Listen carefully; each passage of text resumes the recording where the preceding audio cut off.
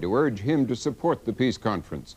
Fitzwater said Hussein agreed to consider the matter, but made no commitment to participate. It was the first time Mr. Bush and the king had talked since the start of the Gulf War, when U.S. relations with Jordan became strained. Soviet President Mikhail Gorbachev today banned strikes in the coal, oil, natural gas, and some other industries. He said the order was necessary to prevent economic chaos in the Soviet Union. His decree came just hours after the announcement of an economic anti-crisis agreement between the Kremlin and 13 of the country's 15 republics. The accord is intended to further the Soviet Union shift from a central to a market-oriented economy. There was some good news for the U.S. housing industry today. The Commerce Department said construction of new homes and apartments jumped 6.2% last month, the second advance in 3 months for housing starts. Federal Reserve Chairman Alan Greenspan said today he thinks interest rates on consumer and business loans may come down soon. He cited a recent drop in rates for construction loans as an example. He made the remarks before the Senate Finance Committee. Senators wanted to know why consumer loan rates are little changed from a year ago, despite a substantial drop in the rates banks are paying for deposits. Queen Elizabeth II today became the first British monarch to address the U.S. Congress. Her speech focused on the two countries' shared goals and ideals, but she began on a less lofty note. I do hope you can see me today from where you are.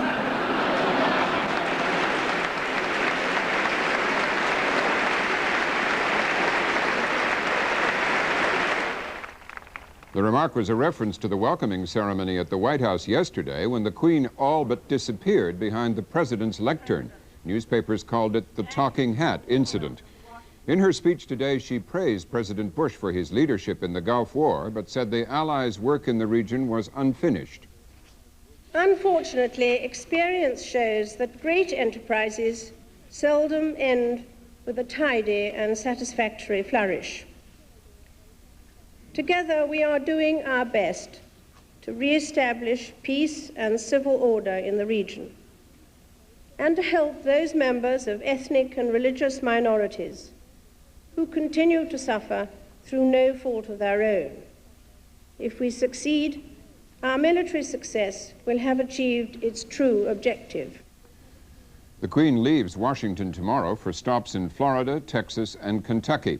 That's it for our news summary. Now it's on to campaign finance reform, how the Gulf affected soldiers' lives, and aging athletes.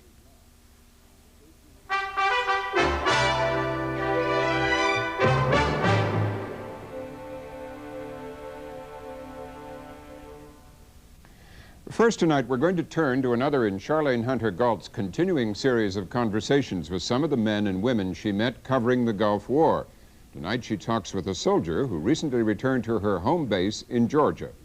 We first met Captain Cynthia Mosley in early September at the very beginning of Operation Desert Shield.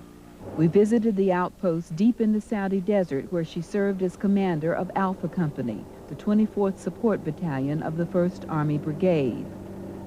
Her 100-person unit was responsible for supplying everything from food to fuel and ammunition.